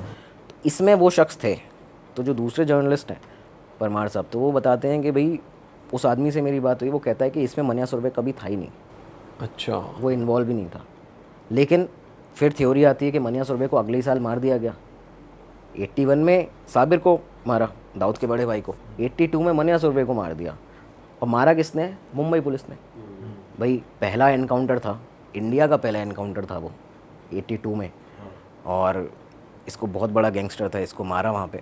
लेकिन वो ये बताते हैं कि भाई जब इसको मारा तो इसकी कई सारी थ्योरीज आती हैं कि दाऊद ने भी सेम टू सेम जो इसने किया था, भाई की जो गर्लफ्रेंड से वो निकाला था, उसने भी इसकी जो गर्लफ्रेंड होती थी विद्या मनिया सुरवे की, उसकी दोस्त बनवाई थी एक लड़की को प्रेशराइज करके। और फिर बाद में, क्योंकि इसको किसी ने कभी देखा नहीं था, मनिया के साथ एक चीज़ थी, इसको पुलिस की जो टीम थी उनमें से भी सिर्फ 2 लोगों ने देखा था, और वो भी उस टाइम जब इसको जेल में रहा था, भाई उस टाइम, वो भी उस टाइम देखा था कि जब एक इसका जो फाइल फ़ोटो आज तक है, अभी तक वो फाइल फ़ोटो चलता है उसका, जब वो पकड़ा हुआ है मनोहर अर्जुन ब्रैकेट में सुरवे, और उसका लिखा हुआ है कि भाई यहाँ से रत्नागिरी से, जो प्रभा देवी इलाके से। तो ये सब चीज़ें जो लिखी हैं, एक वो फ़ोटो है, और उसके बाद में एक आपको एक्सक्लूसिव फ़ोटो एक बुक में मिल जाता है कि जहाँ पे वो लोग उनकी डेड बॉडी है, उसकी डेड बॉडी पड़ी है, जिसको बाद में एनकाउंटर के बाद का फ़ोटो है। तो ये चीज़ें निकलती हैं वहाँ से। लेकिन हाँ, मनिया सुरवे का दाऊद के साथ डायरेक्टली कोई ऐसा ऐसे कभी आमना सामना नहीं हुआ, और आता उसके नहीं है मर्डर के पीछे हो पर मर्डर सकता के पीछे हो सकता है, क्योंकि एक वर्जन ये है, दूसरा वर्जन है कि भाई वो इन्वॉल्व नहीं था। बट हाँ, दाऊद का वर्जन सामने आता है कि उसने मरवाया इस तरह से। भाई आपने अभी एक नाम लिया था, छोटा राजन, छोटा राजन, करेक्ट, जिसको कहते कि भाई ये दाऊद के राइट हैंड थे जी। या हैं, जो भी है। तो बताओ थोड़ा इनके बारे में कि ये मिले कैसे, मतलब बैठी कैसे इनकी बातचीत। 82 की बात है ये। अभी जैसे आप ये देखो कि एक इसको इस तरह से भी समझो आप कि 81 में इसके भाई का हुआ, दाऊद के, इसके टाइम, इसके बाद ये अकेला पड़ा बंदा दाऊद इब्राहिम, भाई उसका भाई था उसके साथ में, जो हमेशा वो साथ में एक गैंग की तरह काम करते थे, ये अकेला पड़ा इधर से। 82 में इसकी राजन निखलजे की, यानी छोटा राजन, एक्चुअल नाम उसका राजन निखलजे था, उसकी एंट्री होती है। वो पहले काम करना शुरू करता है बड़ा राजन गैंग में। बड़ा राजन ने उसको, अब ये राजन, बड़ा राजन, छोटा राजन क्या है, तो ये ऐसा था कि पहले तो राजन निखलजे ही था। बड़ा राजन के गैंग में क्या था कि उसका पुराना एक राइवल हुआ करता था अब्दुल कुंजू नाम का, उसकी गर्लफ्रेंड को स्टील कर लिया, उस मतलब वो चीज़ें उनकी, उसके साथ गलत किया बड़ा राजन के साथ। ये कब की बात है? ये 1983, हाँ 82। बड़ा राजन एक अलग बंदा है, ये बड़ा राजन राजन नायर था, इसका अलग गैंग, काफ़ी गैंग है। मैं आपको क्या बताया था, कितने starting में हर कि भाई एरिया में इतने गैंग गैंग था है ना, क्या? इतने गैंग, इतने गैंगस्टर्स, इतने अंडरवर्ल्ड डॉन थे। लेकिन क्यों उठा ये अकेला? क्योंकि ये हर जगह पे ना ऐड होता गया। जिस बड़े आदमी का नाम सामने आया, इसने या तो उसको मरवा दिया या फिर उसके साथ या हो गया। टसल, जो मेन मुझे लगता है कि जो पठान गैंग के साथ मेन एक टसल चला आ रहा था, जो एंड तक चलता रहा जब तक ये दुबई भागा नहीं है, तो उसने उसको इतना बड़ा नाम बना दिया। बाकी तो फिर उसका फिल्म फाइनेंसिंग में, अलग अलग चीज़ों में जो पैसे वगैरह लगते हैं, बाद में गुलशन कुमार जी के मर्डर केस में नाम सामने आया इन लोगों का। वो वाला केस आपने डीपली रिसर्च किया है? बिल्कुल बिल्कुल भाई, बिल्कुल किया है। गुलशन कुमार जी के मर्डर केस में बड़ा ही ऐसा केस है वो कि जिसमें नदीम श्रवण एक म्यूज़िक प्रोड्यूसर हुआ करते थे, पहले गुलशन कुमार जी के साथ ही काम करते थे। बाद में उन्होंने एक एल्बम बनाई हाय अजनबी के नाम से, तो उसमें कुछ 12 गाने कुछ थे, तो एक उन्होंने रिलीज़ भी कर दिया। उनका क्या होता था गुलशन कुमार जी का कि हम आपको रिलीज़ कर देंगे, लॉन्च कर देंगे, टी सीरीज़ आपको लॉन्च करेगी, लेकिन उसके बाद आप एक बार फेमस हो गए, आपका अपना नाम बन गया, तो हम फिर दूसरों को मौका देंगे। ये चीज़ होती थी उस समय। गुलशन कुमार ने स्टार्ट किया था इसमें इंडस्ट्री में। नदीम श्रवण को उन्होंने लॉन्च किया था, लेकिन जब इनका एक स्टार्टिंग में गाना चल गया टी सीरीज़ से, तो उन्होंने कहा कि अब भाई आपकी दूसरी एल्बम हम नहीं कर सकते, हम अभी दूसरे आर्टिस्ट पे काम कर रहे हैं, आपकी एल्बम को अब आप खुद चला रहे हो, आपका तो ऑफिस इतना बड़ा आपने बना लिया है। इन्होंने सब स्टेबल कर लिया था अपना, तो उसमें उन्होंने मना किया। ये पीछे पड़े, फिर भी इन्होंने यहाँ से एक गाना उनका चलो निकाल दिया। उस टाइम गुलशन कुमार का स्टेटमेंट और उनका सामने भी आया था कि भाई ये म्यूज़िक प्रोड्यूसर, कंपोज़र अच्छे हैं, सिंगर अच्छे नहीं है। नदीम जो था, नदीम ने खुद ये गाने गाए हुए थे उसमें, तो उन्होंने कहा कि भाई सिंगर अच्छा नहीं है, हम एक गाना निकाल दिया, अगला नहीं निकालेंगे। तो उसको ये लगा कि अब ये मेरे को ख़त्म करना चाहते हैं इंडस्ट्री से। उसके काफ़ी कॉन्टैक्ट थे वहाँ पे, जहाँ उसका ऑफिस होता था, वहाँ पे बताते हैं कि अनीस इब्राहिम का, अनीस के वो बहुत, दाऊद का जो छोटा भाई अनीस इब्राहिम, तो उसके साथ में वो बहुत अच्छा दोस्ताना था इन लोगों का। उसने वहाँ बताया कि इनको कॉल वॉल करो, धमकी दो, तो वो धमकियाँ बढ़ती गई। एट द एंड आके अबू सालिम उस समय ये सब चीज़ें इनके लिए काम करता था दाऊद इब्राहिम के साथ। बाद में जाके उसको ख़त्म किया। मतलब ये इन्होंने ये पूरा एक प्लान किया, ये किलिंग जो की थी जीत नगर में, जीतेश्वर महादेव का मंदिर था मुंबई में, वहाँ पे सुबह 10-11 बजे के आसपास में गुलशन कुमार जी को इन्होंने मारा था। तो वो सारी चीज़ें हुई, तो वहाँ पे इनका था उसमें हाथ था। बाद में जो लोग भी सामने निकल के आए, जिनको पकड़ा, सादिक कालिया वगैरह, सादिक कालिया को तो माफ़ कीजिए, सादिक कालिया तो उसमें इन्वॉल्व था, ये कोई बताता नहीं है कभी भी ये चीज़ें। मतलब जितने लोगों ने वीडियो किया, मैंने किसी का नहीं देखा, लेकिन जब मैंने उस चीज़ को देखा था, सर्च किया था, तो वहाँ पे मुझे ये मिला कि एक दाऊद मर्चेंट नाम का एक शख्स था, उसको पकड़ा गया था, और एक और कोई राशिद करके नाम का लड़का था, उसको पकड़ा गया था गुलशन कुमार को, जिन्होंने एक्चुअल मारा है ये बता के। लेकिन बाद में ये चीज़ें बताई गई कि सादिक कालिया एक गैंगस्टर हुआ करता था, जो कि इनका बहुत ही अच्छा शार्प शूटर होता था, डी कंपनी का, उसने किया था ये काम। लेकिन उसका नाम हट जाए इसके लिए दाऊद मर्चेंट को, एक ट्रक ड्राइवर था, उसका नाम सामने ले आए थे। उसने इक्का दुक्का कुछ मर्डर किए थे छोटे, मतलब किसी और वो को इतना जैसा फंसा प्रोफेशनल देते था नहीं कि वो इतना बड़ा हाई प्रोफाइल मर्डर कर ले, तो उसका नाम ये छुपाते हैं वहाँ पे कि सादिक कालिया। बाद में खैर उसको मार दिया था, एनकाउंटर उसका भी हुआ था मुंबई में। भाई कमिंग बैक टू छोटा राजन, हाँ, छोटा राजन यार, तो छोटा राजन का मैंने ये जो बड़ा राजन था, बड़ा राजन के साथ में अब ये चीज़ें जो चलती हैं, तो ये उनके गैंग में था। लेकिन जो अब्दुल कुंजू मैंने बताया कि उसका बड़ा राजन से जो टसल चलता था, कुंजू के पीछे छोटा राजन बहुत बुरी तरह पड़ा था। और क्या किया कि अब्दुल कुंजू ने कि बड़ा राजन की हत्या कर दी, मार दिया। इसने कहा कि भाई मैं गैंग संभालूंगा, तब से वो बड़े राजन था, इसको छोटा राजन तब से नाम दे दिया। तो ये 83 के आसपास ही नाम इसका पड़ा। अब इसमें एक चीज़ इंटरेस्टिंग आती है कि अब्दुल कुंजू का इसने कैसे पीछा किया छोटा राजन ने। इसने पहली चीज़ क्या की कि जब ये इसको मारा बड़ा राजन को, जो इसका बॉस था गैंग का, उसको तो ये पहले उस टाइम उसके पीछे पड़ा, इन्होंने बंद करवा दिया पूरा एरिया। वहाँ से अब्दुल कुंजू भाग गया, उसको पता चल गया कि भाई ये मेरे पीछे पड़े हैं, तो अब मैं क्या करूँ। वो जाके विक्रोली थाने में सरेंडर कर दिया, क्राइम ब्रांच के सामने सरेंडर किया था उसने कि जेल में सेफ रहूँगा। मतलब ये बाहर तो घूम ही रहे हैं, पूरे मुंबई में घूम रहे हैं मेरे को मारने के लिए छोटा राजन। और उस समय छोटा राजन को कोई ऐसा बड़ा नाम नहीं था। ये मैं आपको बता रहा हूँ कहानी कि दाऊद की नज़र में कैसे आया, ठीक है। तो ये विक्रोली में छुप गया अब्दुल कुंजू, ये क्राइम ब्रांच के पास जाके अपना जेल में। वहाँ से अब क्या हुआ कि पता चला इनको कि भाई विक्रोली कोर्ट में इसकी पेशी है इस डेट को। इसने प्लान बनाया कि भाई यहाँ पे इसको मारेंगे। तो पूरा अब्दुल कुंजू क्योंकि जानता था कि अटैक करने वाला है, भाई मैं इतने टाइम बाद जेल से निकलूंगा, तो उसने पुलिस वालों को पैसे दे के अपनी एम्बेसडर कार खुद की मंगा के कि मैं पुलिस की वैन में नहीं जाऊँगा, उसमें जाऊँगा तो ये डेफिनेटली मेरे को मार देगा बीच में। अपनी खुद की कार मंगा के वहाँ पे जा रहा था। रेड लाइट पे इन्होंने लाल बत्ती पे मारा भी, उसमें हिट भी किया। उसकी किस्मत आप देखो, वो तब भी बच गया, दूसरी बार बचा। पुलिस वाले के ऊपर गोली लगी, राजन से फिर मिस हो गया वो, लेकिन इसने फिर पीछा नहीं छोड़ा। ये फिर जाता है उसके पीछे, कैसे कि अब्दुल कुंजू को जब यहाँ पे उस शूट आउट में इसके कंधे पे गोली लगी थी, 15-20 दिन के बाद में एक बार फिर से उसको हॉस्पिटल ले जाया जाता है। जे हॉस्पिटल ले गए थे अब्दुल कुंजू को। और जब ये वहाँ पे हॉस्पिटल पहुँचता है तो वहाँ पे ये जो प्लान था ना, इस पे दाऊद की नज़र पड़ी पहली बार छोटा राजन के ऊपर। क्योंकि राजन आप देखो 3 बार से लगातार पीछे पड़ा हुआ है, ठीक है। और किस लिए कि भाई मेरे बॉस को मारा है इसने, उसका पर्सनल नहीं है उससे कुछ, मेरे बॉस को मारा है बड़े राजन को, तो इसलिए मारूंगा। ये प्लास्टर पहन के हाथ पे हॉस्पिटल की बेंच पे, जहाँ पे वो अंदर आने वाला था हॉस्पिटल में, वहाँ पे बैठे हैं 2 लोग। और ये पूरा प्लान इसने किया है। प्लास्टर में अंदर पिस्टल है।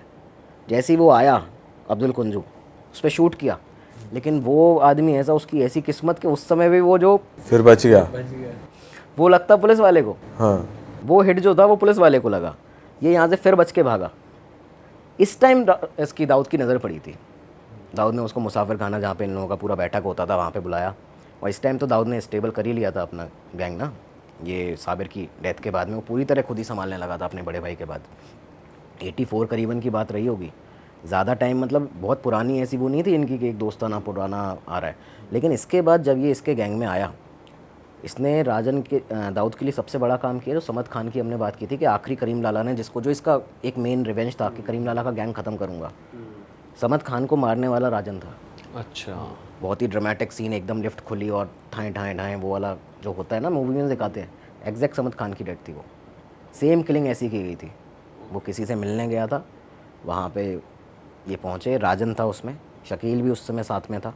शकील भी इसके साथ में ही रहता था हमेशा। छोटा शकील और छोटा राजन, हाँ, दोनों साथ साथ रहते थे। हाँ, छोटा शकील था गैंग में, एक बड़ा शकील भी, उस तरह से भी शकील भी था। तो इसको इसकी हाइट थोड़ी सी कद कम था, तो इन्होंने इसको छोटा शकील कहना शुरू किया था डी कंपनी ने, लेकिन ये पहले से था। राजन की एंट्री बाद में हुई थी। तो राजन यहाँ से इसका सबसे बड़ा काम किया समद खान के साथ का, कि समद खान को मारा। और उसके बाद में जब समद खान को मारा तो मैंने आपको बताया दाऊद ने सीधा भागने का प्लान बना लिया था कि भाई अब तो दुबई जाना पड़ेगा। ये दुबई गए, वहाँ पे इन्होंने अपना डी कंपनी पहली बार, छोटा राजन भी चला गया साथ में। नहीं, यहाँ पे ये चीज़ हुई थी कि छोटा राजन 1 साल रुका। क्यों रुका था आपको पता है? अब्दुल कुंजू अभी भी जिंदा है, तो उसने अब्दुल कुंजू को 1 साल के अंदर में मारा था। वो कैसे मारा था कि वो, क्योंकि उसने उसका ट्रैक नहीं छोड़ा, वो 4 बार बच गया था उससे। वो फिर से एक बार उसको पता चला कि ये भाई यहाँ पे चेंबूर में एक ग्राउंड में क्रिकेट खेल रहा है लड़कों के साथ। और अब उसने भी सोच लिया कि भाई अब नॉर्मल हो गई हैं सारी चीज़ें, 2 साल निकल चुके थे इस चीज़ को। उसने कहा कि ये इसमें यहाँ पे क्रिकेट खेल रहा है, इसको खबर लगी, ये सारे के सारे वही पैड वगैरह ये सब अपना जर्सीज पहन के गए, उसको वहाँ बुरी तरह इन्होंने ख़त्म किया। ये फाइनल इसने 86 में ख़त्म किया है अब्दुल कुंजू को, मतलब 83 से लेके 3 साल तक ट्रैक लगातार उसका कर रहा था। इसके बाद 87 का बताया जाता है कि पहले दाऊद ने, जबकि शकील पहले साथ में था, उसको बुलाना चाहिए था। भाई एक तरह से बनता है ना कि जो साथ में बंदा है उसको आप बुलाओगे। इसने पहले राजन को बुलाया दुबई, 1 साल के बाद फिर शकील को बुलाया, मतलब 88 और 86 में शायद राजन को बुला दिया और फिर 1 साल का गैप देके शकील को बुलाया बाद में। राजन ने जाके वहाँ पे उसको कहा जाता है कि दाऊद का ब्रेन, डी कंपनी का, मतलब एक कॉर्पोरेट स्ट्रक्चर जो था, अभी तक तो भाई ये एक तरह से गैंगस्टर्स वाला काम कर रहे थे ना, ऑर्गेनाइज क्राइम, अंडरवर्ल्ड, ये सारी चीज़ें इन्होंने बना दी थी। लेकिन डी कंपनी जो बनी, और D company is equal to Dawood company, उसका और कुछ इनका वो नहीं था, उन्होंने सीधा लिया था। वो अपने स्टेटमेंट में भी बोल चुके हैं, छोटा शकील ने स्टेटमेंट दिया कि हमने डी का दाऊद लिया और कंपनी बना दिया।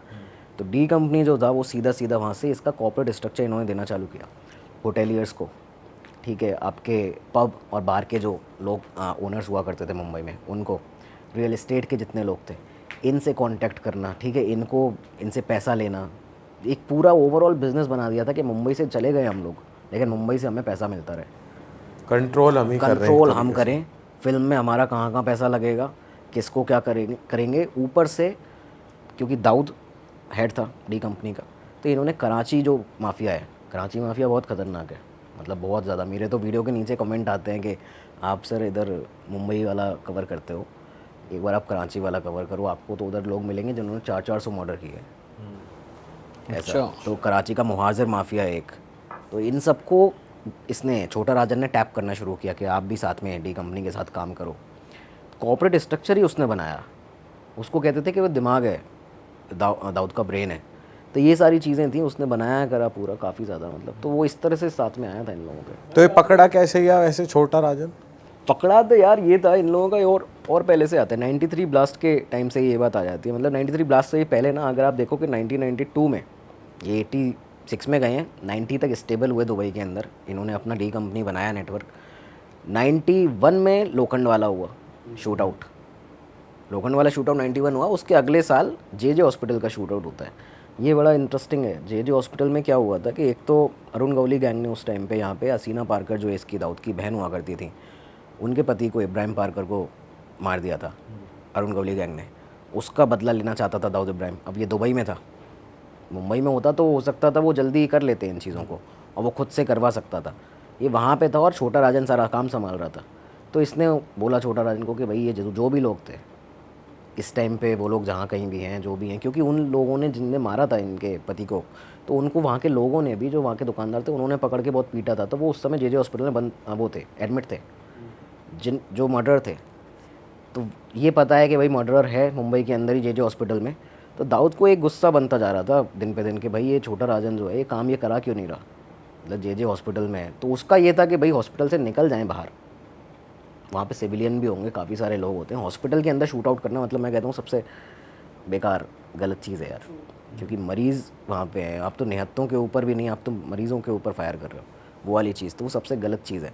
तो राजन का ये था कि यहाँ से निकल जाएँ शूटर्स, उसके बाद इनको हम कहीं भी नैप कर लेंगे, ख़त्म कर देंगे, एलिमिनेट करेंगे। लेकिन दाऊद को उस टाइम पे ये कहा जाता है कि शकील ने कान भरने शुरू किए थे। अच्छा, छोटा शकील अगेंस्ट राजन के उस टाइम इसने कान भरना उसके शुरू किया। और साथ में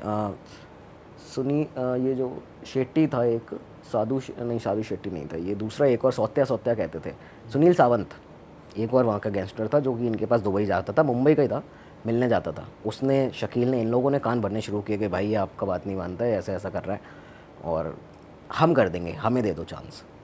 शकील का वो पहला काम था एक तरह से जो दाऊद ने उसको प्रॉपर दिया है कि हाँ चल ये काम आप कर दो। और उसके बाद उसने जो काम वहाँ पे किया, इतनी कहते हैं कि मतलब बहुत ही जल्दबाजी का काम था वो। हॉस्पिटल में जाके 250-300 राउंड फायर किए इन लोगों ने। AK-47 का यूज़ किया गया हॉस्पिटल में यार।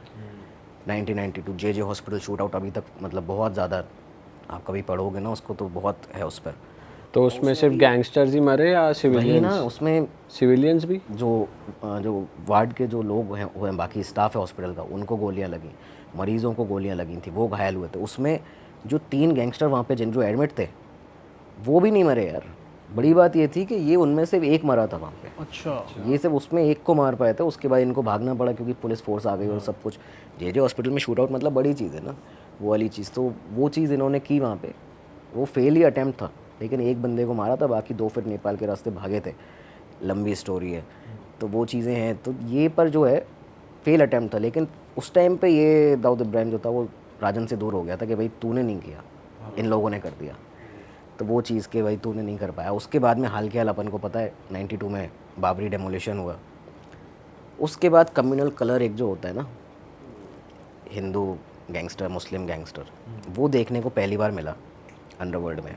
93 की जो प्लानिंग इन लोगों ने की है, राजन के स्टेटमेंट हैं और लोग भी बताते हैं, कई लोग ये स्टेटमेंट अपने देते हैं कि 93 की प्लानिंग के बीच में राजन दुबई में ही था इन लोगों के साथ में, लेकिन कभी भी उसको उस मीटिंग्स में लिया नहीं जहाँ पे सारे जो गैंगस्टर्स थे कराची के इधर उधर के आते थे, ISI के लोग आते थे, कभी भी वहाँ पे उसको लिया नहीं उन मीटिंग्स में।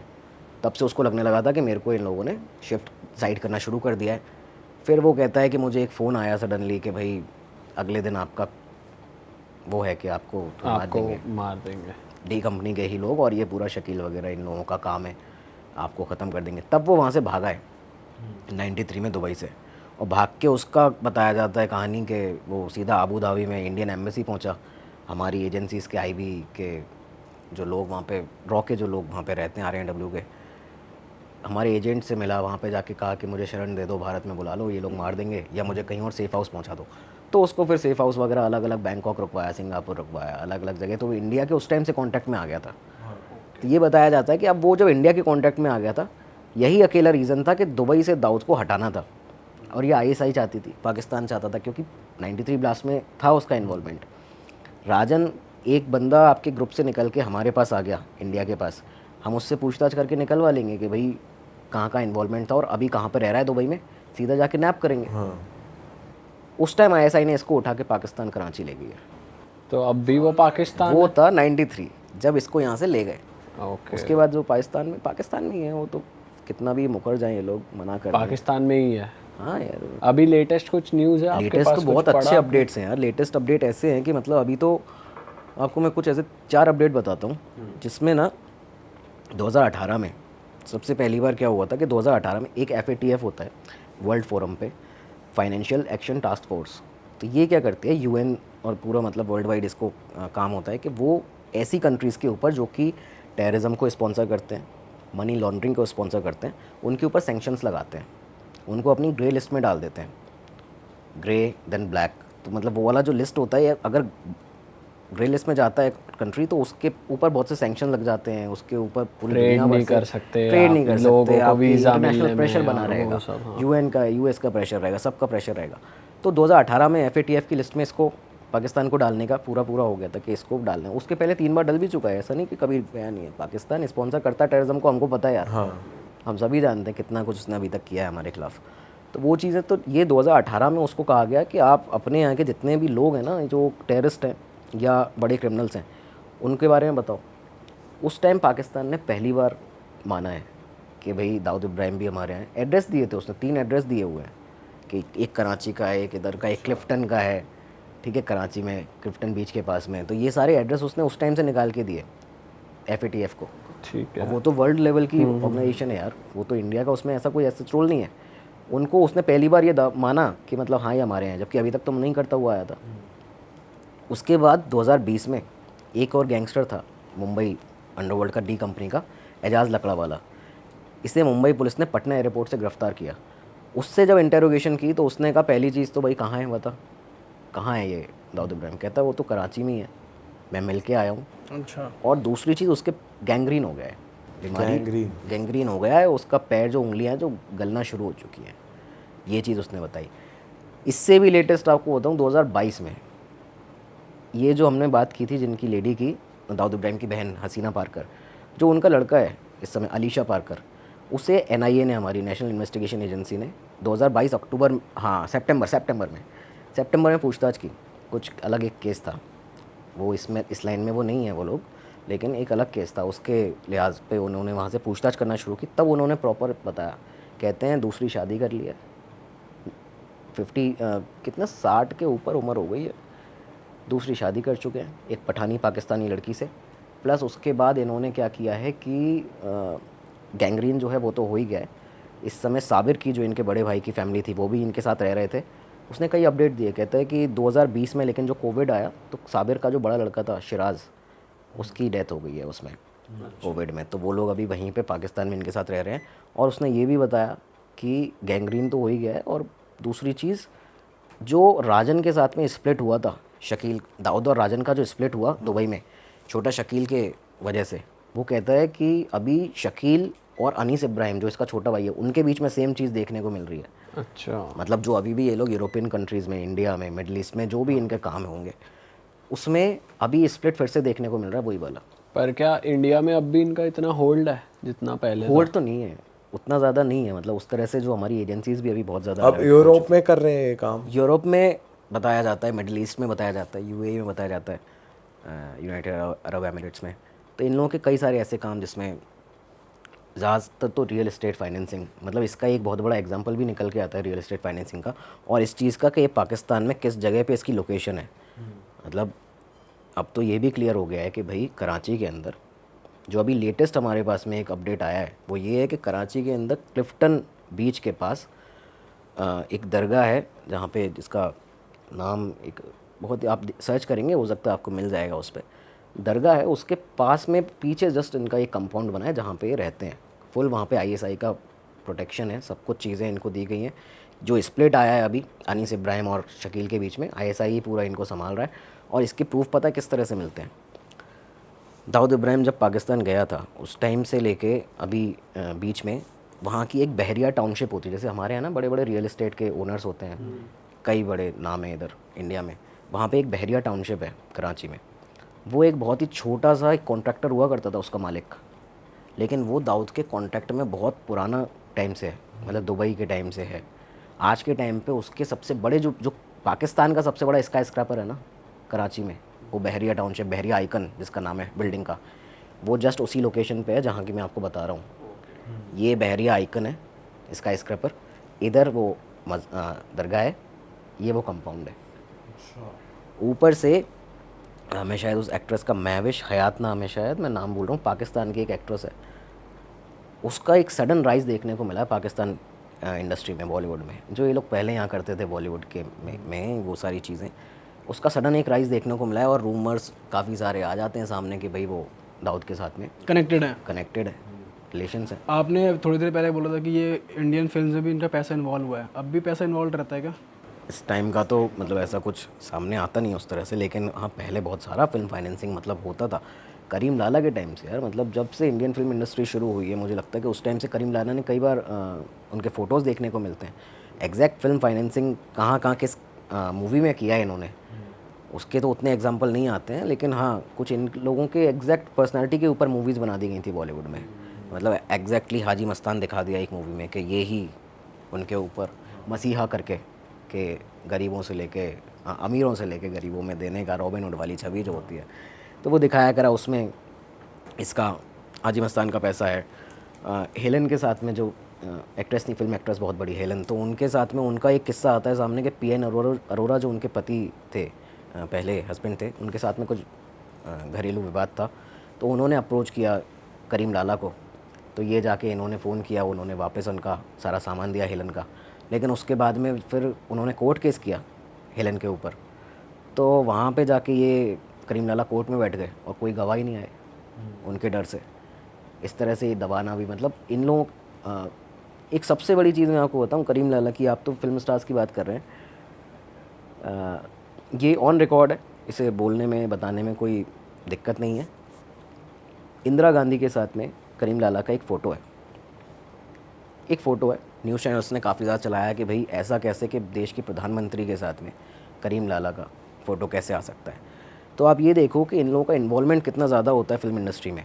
करीम लाला ने एग्जैक्ट अपने स्टेटमेंट में बताया उस समय किन्हीं जर्नलिस्ट को, उन्होंने कहा कि एक हरेंद्र नाथ चट्टोपाध्याय शायद, जहाँ पे मैं एग्जैक्ट अगर नाम ले रहा हूँ, वो सिनेमा में उनका बहुत अच्छा कंट्रीब्यूशन था, एक्टर भी हुआ करते थे, ठीक है, म्यूज़िक में भी उनका अच्छा कंट्रीब्यूशन था। तो 1973 में उन्हें पद्म भूषण से सम्मानित किया जाना था। और करीम लाला ने कभी भी राष्ट्रपति भवन नहीं देखा था, उनको एक मन था करीम लाला का कि मुझे राष्ट्रपति भवन तो देखना है, दिल्ली आना है एक बार। वो हरेंद्र नाथ चट्टोपाध्याय के पास गए, उनसे जाके कहा कि भाई तुम्हें पद्म भूषण मिल रहा है 73 अभी इसी साल, मुझे ले चलो। वो टाइम था जब ये उनके साथ में आए। यहाँ पे वो जो एक फ़ोटो आता है इंदिरा गांधी के साथ में, तो वो साथ में उनके पहली बार मिले और वो पहली और आखिरी मुलाकात थी इंदिरा गांधी जी के साथ अंडरवर्ल्ड डॉन की। तो वो जानती होंगी? नहीं, वो नहीं जानती थी, बिल्कुल नहीं जानती थी। जो स्टेटमेंट बताया गया था एक जर्नलिस्ट को इनके द्वारा, करीम लाला के द्वारा, तो उसमें यही बताया गया था कि भाई मैंने उनसे इनको मिलवाया इस तरह से गया था कि ये पठानों के लीडर हैं, इंडिया के, मुंबई के पठानों के बहुत बड़े लीडर हैं, और ये आपसे मिलना चाहते थे, राष्ट्रपति भवन देखना चाहते थे, आना चाहते थे। तो इन्होंने अपने अंदाज में कहा था करीम लाला ने उनसे कि आप मुंबई कभी आए तो मुझे बताइएगा। मुझे देश के प्राइम मिनिस्टर को कह रहे हैं कि आप कभी मुंबई आओ। वही चीज़ थी यार कि मतलब इस तरह से। तो मतलब आप इससे ये चीज़ देखो कि फिल्म्स में, सिनेमा में कितना ज़्यादा इन्वॉल्वमेंट होता था कि वो एक पद्म भूषण से सम्मानित जो हरेंद्र नाथ चट्टोपाध्याय जी थे, उनके साथ में वो यहाँ तक पहुँच गए थे। और क्योंकि इरादा हो सकता है कि ठीक होगा कि भाई मुझे सिर्फ जाके मिलना है, देखना राष्ट्रपति, तो वो भी ले आए होंगे। तो ये चीज़ें मतलब इन्वॉल्वमेंट तो रहा है भाई। क्रिकेटर्स के साथ भी तो रहा है, जैसे मैच के साथ भी हमने इतना सुना है। कुछ चीज़ें तो बहुत ज़्यादा कॉमन जो सभी लोग मतलब बताते हैं, सबको पता है कि कपिल देव थे शायद जिन्होंने डांट दिया था कभी, ड्रेसिंग रूम में गए थे, ड्रेसिंग रूम में आ गया था दाऊद इब्राहिम, तो उसको उन्होंने डांट दिया कि ये सब चीज़ें यहाँ पे नहीं करनी है। लेकिन हाँ, काफ़ी सारी ये जो 2000 का साल, 2000 का जो सबसे बड़ा स्कैंडल हुआ था, स्कैम मैच फिक्सिंग हुई थी, जिसमें हैंसी क्रोनिये साउथ अफ्रीका का, हर्षल गिब्स, इन सभी का नाम आया था उसमें। तो अपने इंडिया के भी मनोज प्रभाकर और अजय जडेजा का नाम था, सामने था। प्रभाकर ने कपिल देव के ऊपर बहुत बड़े आरोप लगाए थे, वो रोए थे बाद में टेलीविज़न पे, सबके पास वीडियो है वो, तो वो देखा है हम लोगों ने। लेकिन उसमें जो लोग पकड़े गए थे ना, उसमें डायरेक्ट लिंक था सीधा कि अंडरवर्ल्ड का यहाँ पे पूरा डी कंपनी का हाथ रहा है। शाहजहाँ का मैच फिक्सिंग ले लो आप, चाहे पाकिस्तान में उसके पहले 3 तो एक्सपोज पाकिस्तान में हो गए थे मैच फिक्सिंग के। पाकिस्तान हमेशा इन गलत चीज़ों में आगे रहा है। हम मतलब हमें तो पता है वो चीज़ है ना, टेररिज्म हो गया आपका, मैच फिक्सिंग हो गया। तो पाकिस्तान के वहाँ पे 3 एक्सपोज जो थे, उसमें पूरा डी कंपनी, इंडिया का ये जो मैच फिक्सिंग, इनफैक्ट 2013 में अभी जो हुआ था, 2013 की मैं आपको बात बताऊँ, ये बहुत बड़ा एक्सपोज हुआ था। स्पॉट फिक्सिंग का केस था। दिल्ली पुलिस, मुंबई पुलिस दोनों काम कर रहे थे। दिल्ली पुलिस शायद स्पॉट फिक्सिंग पे काम कर रही थी, मुंबई पुलिस बैटिंग पे काम कर रही थी, क्योंकि इसमें काफ़ी बड़े लोगों के नाम आए थे। आप जानते होंगे राजस्थान रॉयल के उस समय के ओनर्स वगैरह, नाम अभी क्या ही लेना है किसी का, और CSK के जो हेड प्रिंसिपल थे उस समय, और वो भी उनके दामाद थे जो उस समय BCCI के चेयरमैन थे, तो उनका नाम आया था कि वो लोग खुद अपनी टीम्स पे बैटिंग करते थे IPL में। तो लोगों का तो भरोसा उठ गया था क्रिकेट सही होता भी है यार कि नहीं होता है। तो उस समय पे क्योंकि इतने बड़े नाम आते जा रहे थे ना, तो टाइम्स ऑफ इंडिया के एक रिपोर्टर ने जस्ट एक मैसेज डाला था छोटा शकील को। और ये आम बात है जर्नलिस्ट में, मतलब कॉन्टैक्ट्स होते हैं भाई, सोर्सेज होते हैं, काफ़ी बार खबरें लेनी होती हैं, तो कोई ना कोई रखना पड़ता है इस तरह के लोग। तो वो वाली चीज़, तो छोटा शकील ने सिर्फ उस मैसेज, इन्होंने मैसेज किया, उसका वहाँ से कॉल आया था रिवर्ट, अच्छा, डायरेक्ट कॉल, और सीधा उसने कहा मतलब भाई अब हराम का पैसा जो है नहीं लेते हैं, हम लोगों का ये सब काम अब नहीं है, अभी हम प्रॉपरली रियल एस्टेट में उतर चुके हैं, फिक्सिंग वगैरह में हमको मत लगाओ, अभी ये सब काम हम छोड़ ही चुके हैं। अच्छा, ये छोड़ चुके हैं का मतलब सिंपल है कि भाई पहले हम करते थे, जितने मैच फिक्सिंग हुए उसमें हम थे, छोड़ चुके हैं अभी, पर अभी हम रियल एस्टेट में, ये भी बात आपने एक्सेप्ट कर ली उतनी सी लाइन में। तो ये चीज़ें हैं कि मतलब स्पॉट फिक्सिंग में हर बार नाम सामने आता था, क्योंकि मेन जो फिक्सिंग हुई थी ना, जो बुकीज सारे थे इन्वॉल्व, उस समय एक असद रौफ करके एम्पायर हुआ करता था पाकिस्तान का, उस IPL के सीज़न का एम्पायर था वो, उसने दिए थे सारे बुकीज़ के नंबर। अच्छा। और राकेश मारिया सर यहाँ पे मुंबई में, उस समय जो एडिशनल कमिश्नर हुआ करते थे उस विंग के, तो उन्होंने यहाँ पे पूरा फ़ोन ट्रेसिंग वगैरह चल रही थी कि एक नंबर है जो लगातार मुंबई से पाकिस्तान कांटेक्ट कर रहा है, हर अगले दिन इतने कॉल्स आ रहे हैं। किसका नंबर है पता चला कि असद रौफ का नंबर है, एम्पायर है पाकिस्तान का, इस सीज़न का एम्पायर रहा है। बताओ। उसने लेके पूरे सटोरियों को यहाँ पे लगाया, इसमें स्पॉट फिक्सिंग कराई। आप इस समय बेल्ट वो टॉवल लगाओगे अपने पेंट में, आप इस टाइम पे ऊपर देख के फिर ओवर डालोगे। दिल्ली पुलिस ने यहाँ पे फ़ोन टैपिंग कर रही थी उन दोनों मैचेस की। 9 मई और शायद 15 मई का मैच था, राजस्थान रॉयल्स और पुणे का था एक, और राजस्थान रॉयल और मुंबई का था। तो राजस्थान रॉयल तो आई थी इसमें, फंसी थी पूरी तरह ना। तो वो श्रीशांत, अजीत चंडीला, अंकित चौहान ये सारे फंस गए उसमें। मतलब इनका आया था कि भाई इन्होंने सेम उसी तरह बॉल डाली है, ये वो चीज़ें खैर वो चली, पर सीधे वो तार जुड़े थे असद रौफ से पाकिस्तान के जो बुकीज़ हैं, और वो पाकिस्तान के बुकीज़ किसके हैं वो सभी जानते हैं। हाँ भाई तो जो एक कैरेक्टर था करीम लाला जो इंसान था, उसका एंड कैसे हुआ था? उसको भी मरवाया था दाऊद? नहीं, करीम लाला को मरवाया नहीं। करीम लाला ने ना अपना जितना भी कारोबार था एक समय पे आके उन्होंने समद खान पठान को दे दिया था, और वो इन चीज़ों से काफ़ी ज़्यादा अलग हो गए थे। मतलब उनका तो काफ़ी बाद में अभी वो हुआ है, नाम डेथ हुई थी उनकी बाद में बहुत ज़्यादा, और कुछ बीमारियों के चलते ही हुआ था। लेकिन करीम लाला, उम्र की बात होती है दोस्त। अभी आप ये देखो कि दाऊद आज किस उम्र पे है, 68 साल का हो चुका है। छोटा शकील 63-62, इन जो 60 साल का अनीस इब्राहिम, तो ये सारे लोग इस उम्र पे आ चुके। तो उम्र के साथ में आपका ना वो चीज़ें आ जाती हैं। उस टाइम तो करीम लाला का एंड वगैरह नहीं हुआ था, जस्ट ये फर्स्ट फेज़ हुआ करता था, जिसमें फ़र्स्ट फेज़ में आप अयूब बाबा को देखते हो, फिर करीम लाला को देखते हो, फिर आप देखते हो कि मस्तान, वरदराजन मुदालिर। तो ये फर्स्ट फेज़ ख़त्म हुआ जब ये लोग हो गए 60 साल के, 70 साल के, 60 साल के करीबन के। तो सेकंड फेज़ के गैंगस्टर्स, अंडरवर्ल्ड डॉन, ये सब दाऊद इब्राहिम, गौली, साबिर, ये सब आए। तो वो एक डाउनफॉल उन लोगों का आ जाता है, हर फील्ड में होता है। उठाए बंदा नीचे जाएगा, फिर दूसरा आएगा, फिर तीसरा आएगा। बट अभी अंडरवर्ल्ड इतना एक्टिव है अभी के टाइम पे? आप जो रिसर्च कर रहे हो या कुछ इस टाइम पे जो एक चीज़ सामने आती है वो यही दिखता है। मतलब अभी इसको अपन बता सकते हैं क्योंकि पुख्ता जानकारियाँ प्रॉपर उस पर नहीं आती कि ऑफिशियली इन चीज़ों को पकड़ा गया है। लेकिन हाँ, ये बताया जाता है कि काफ़ी सारा मुंबई के अंदर जो स्क्रैप का जो काम है, मान लीजिए उसके टेंडर्स हो गए, बिल्डिंग्स को, रियल एस्टेट के अंदर जितने भी काम है, चाहे बिल्डिंग को तोड़ने से लेकर बनाने से लेकर, स्क्रैप को टेंडर्स जो होते हैं स्क्रैप के, उन सब में काफ़ी जगह अंडरवर्ल्ड का इसमें देखने को मिलता है। और ये पूरे मुंबई में ही है या पूरे इंडिया में है? नहीं, मुंबई में ज़्यादा इस तरह की चीज़ें सामने आती हैं क्योंकि मेनली जो लोग रह भी गए ना, जो दुबई नहीं गए हैं, जो पाकिस्तान नहीं गए हैं, वो तो मुंबई में रह रहे हैं। जो लोग नहीं गए हैं वो लोग अभी उधर ही हैं। और ऐसा मतलब बताया जाता है कि कई बार पकड़ा भी जाता है, छापेमारी की जाती है, तो ये सब निकलती हैं चीज़ें। पर हाँ, अभी काफ़ी ज़्यादा कम है उस तरीके से। भाई ये तो चलो बॉम्बे की बात हो गई, और ये इतनी हाइप में भी इसलिए आई क्योंकि ये नेशनल इश्यूज बन गए।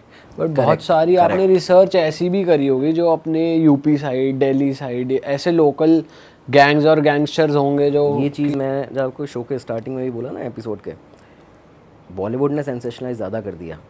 वरना आप ये देखो कि वो सेम टाइम था यार। आप देखो कि AK-47 पहली बार कहाँ, मतलब किस तरह से इन्होंने यूज़ किया। सबसे पहली बार ये आपका श्री प्रकाश शुक्ला ने किया यूपी में। एक बहुत बड़ा गैंगस्टर हुआ करता था श्री प्रकाश शुक्ला, वो AK-47 लेके चलता था, मार देता था लोगों को। पुलिस में जो उसका खौफ, अरे वो ऐसा गैंगस्टर था, उसने CM की सुपारी ले ली थी। जिसके चक्कर में ATS यूपी बनी थी शायद। STF स्पेशल टास्क फोर्स पहली बार बनाई गई, ऐसा कहा जाता है। लेकिन मुझे एक दूसरी रिसर्च से पता चला कि वीरप्पन जो था, एक मूंछों के लिए काफ़ी फेमस था, तो वीरप्पन जो था, वीरप्पन के एनकाउंटर के लिए सबसे पहली बार वहाँ पे STF को जस्ट 1 साल पहले उसका एनकाउंटर हुआ है, वहाँ पे बनाया गया था। ये STF यूपी की पहली STF या इस रीजन की, इस तरह से आता है। खैर वो बड़ा डिबेट का विषय। मैं भी सोच रहा हूँ कि कई बार मतलब कभी किसी से सामना हो तो मैं उनसे पूछ लूँ कि मतलब पहली बार। बट ये क्रिमिनल्स भी as big as Bombay criminals ही थे। यहाँ भी गैंग वॉर्स काफ़ी पूरे इंडिया में ही चल रही होंगी। नहीं, वही चीज़ है कि यार गैंग तो यहाँ पे काफ़ी सारे थे पूर्वांचल में। आप आज की डेट में, आज तो जैसे हमने मिर्ज़ापुर देखा है, आज हम मूवीज़ देखते हैं कि वो जौनपुर, मिर्ज़ापुर, आपका गोंडा, ठीक है, प्रतापगढ़। लेकिन उस टाइम पे ना काफ़ी ज़्यादा गैंग थे। इनफैक्ट हर एरिया के, वेस्टर्न यूपी, ईस्टर्न यूपी, आपके आगरा तक के। आगरा से आप आगे निकल जाओ, ग्वालियर में चंबल तो फेमस था ये डाकुओं के लिए ना। तो उस टाइम पे तो डाकू लोग भी थे यार, डाकू थे, उनके ऊपर तो और 100 मर्डर होते थे, 150 लोगों को मारा हुआ है, ये सब भी थे। लेकिन सब जगह ये सब चल रहा था। आप पंजाब में अगर देख लो तो 2012-13 की बात आपको सुक्का खालून नाम का एक गैंगस्टर दिखता है। सुक्का खालून बहुत ही यूथ में तो मतलब बहुत ज़्यादा यूथ उसको वैसे वो जेल से बैठ के अपना फ़ोन वगैरह और ये सब चलाते थे उस टाइम से। भाई एक ना डेडिकेटेड एपिसोड करेंगे आपके साथ जहाँ पर हम ये लोकल गैंगस्टर्स और क्योंकि ये बड़ा डिस्कस करेंगे। बहुत डीप है यार ये ना, बहुत ज़्यादा। अगर इस समय भी हम एक एक कैरेक्टर पे ही बात करें ना, बहुत लंबा हो जाएगा। अभी तो कुछ गैंगस्टर्स ऐसे भी हैं जो सब लोग को पता ही है वो नाम, जो सोशल मीडिया पे सीधा बोलते हैं कि इसकी जिम्मेवारी मैं लेता हूँ, मैंने ये किया है। इस टाइम पे तो मैं ये मानता हूँ, पता है कि जैसे बॉलीवुड ने उस टाइम पे उठाया, अभी इस टाइम सोशल मीडिया ने भी वही सेम चीज़, शायद सोशल मीडिया पे वो चीज़ हो रही है कि जो गैंगस्टर्स हैं वो फ़ोन चलाते हैं वहाँ से, जेल से, और उसके बाद पोस्ट कर देते हैं, बताते हैं कि ये हमारा था, ये हमारा काम था, और काफ़ी एक्टिवली ये लोग काम इस समय कर रहे हैं। मुझे लगता है कि इस टाइम पे मतलब बहुत ज़्यादा पुलिस को और ये सारी चीज़ें इन लोगों को देखनी चाहिए, बहुत तेज़ी से बढ़ रहा है। ऑल राइट भाई, बहुत ही ज़्यादा इंटरेस्टिंग पॉडकास्ट रहा ये, और मैं आशा करता हूँ कि हमारी ऑडियंस को भी बहुत मज़ा आया। I hope audience also loved it. तो मैं बोलूँगा अगर आप लोग भाई को फॉलो करना चाहते हैं, please go and do follow him on Instagram भाई का यहाँ पे आ ही रहता है, डिस्क्रिप्शन में लिंक मौजूद है। और ऐसी मज़ेदार अच्छे पॉडकास्ट देखने के लिए हमें सब्सक्राइब ज़रूर कर दें, और हम आपसे मिलेंगे नए पॉडकास्ट में। जाते जाते भाई कुछ कहना चाहते हैं आप? बस ये वाला कैमरा आपका है? हाँ, बस देखते रहिए आप लोग, और वीडियोस काफ़ी सारे देखिए। मेरा मेन उद्देश्य ये होता है, एक डिस्क्लेमर देना बहुत ज़्यादा ज़रूरी होता है जब भी हम कभी अंडरवर्ल्ड की बात करें, किसी भी ऐसी चीज़ की बात करें ना जिसमें क्राइम इन्वॉल्व है। मेरा मेन उद्देश्य ये होता है कि मैं कई बार ऐसे लोगों से मिलता हूँ जो बहुत अच्छी बड़ी पोस्ट पे हैं, लेकिन वो पोस्ट छोड़ने के बाद में कुछ दूसरा काम करने लगते हैं। और जब मैं उनसे पूछता हूँ कि सर ऐसा क्यों, जैसे मैं हाल ही में एडटेक में काफ़ी ज़्यादा मैंने अभी काम किया, तो मुझे पता चला कि भाई कई सारे ऐसे बड़े बड़े DSP हैं, SP हैं, वो छोड़ के आके फैकल्टीज़ बन जाते हैं, UPSC पढ़ाने लगते हैं बच्चों को। मैंने कहा सर आपने क्यों छोड़ा, तो उनका रहता है सर सिस्टम नहीं पता था कि इतना बेकार होता है।